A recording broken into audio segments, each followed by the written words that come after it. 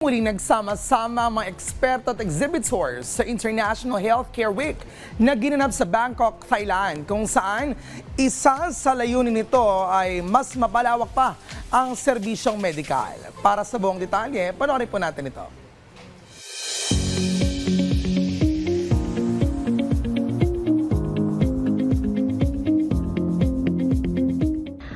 Thailand ay isa sa mga bansa sa Southeast Asia na may advanced healthcare system. Bilang bahagi ng ASEAN, aktibo silang nakikipagtulungan sa mga karatig bansa, kabilang ang Pilipinas, upang palawakin ang universal healthcare at mapabuti ang kalidad ng serbisyong medikal sa rehiyon. Sa pagbubukas ng International Healthcare Week 2026 sa Bangkok, Thailand, 4 na malalaking exhibitions ang pinasinayaan. Kabilang dito ang Convention on Pharmaceutical Ingredients Southeast Asia, ang World Health Expo Bangkok at MedTech Southeast Asia. Healthcare is no longer only about treating illness. It is also about preparing nations for the future.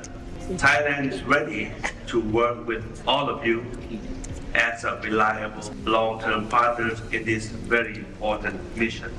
Ibinida naman sa Thailand Medical and Wellness Expo ang mga local health and wellness service gaya ng aesthetic and plastic surgery na kung saan pinakasikat ang bansang Thailand.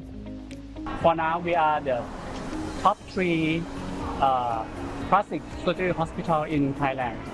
We have the most number of the plastic surgeons registered at our hospital. Tampok sa naturang event ang mahigit 1,200 exhibitors mula sa lagpas 100 bansa. Aabot sa 26,000 attendees ang dumalo sa mga expo na tumagal ng 3 araw.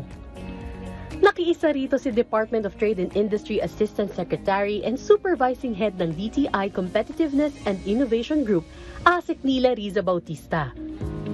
Malaking tulong umano ang naturang aktibidad para sa Pilipinas. Pagdating sa direktang access ng mga Filipino manufacturer, healthcare provider at startup sa mga international product and equipment. Bukod sa exhibit, nagkaroon din ng mahigit 200 conference sessions at technical demonstrations. Kabilang sa mga tinalakay ang AI-driven diagnostics at telemedicine solutions. Gayon din ang automated manufacturing at quality control processes na pwedeng i-adapt ng Pilipinas at iba pang bansa.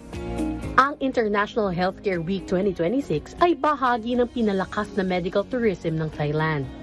Thailand is very structured and well established in the how do we manage the healthcare system. A lot of wellness and a lot of medical tourism. Thailand is doing very good in the awareness to the patient, but we are looking forward to the prevention and promotion as well. Ipinagmamalaki rin ng Thailand Ministry of Public Health ang kanilang structured referral and transfer system. We have the nationwide referrals. Kritikal at napakahalaga ang mga programang inilatag ng Thailand sa larangan ng healthcare at medical innovation. Ang healthcare system ng mga bansa sa Southeast Asia ay totoong hindi magpapahuli sa ibang malalaking rehiyon.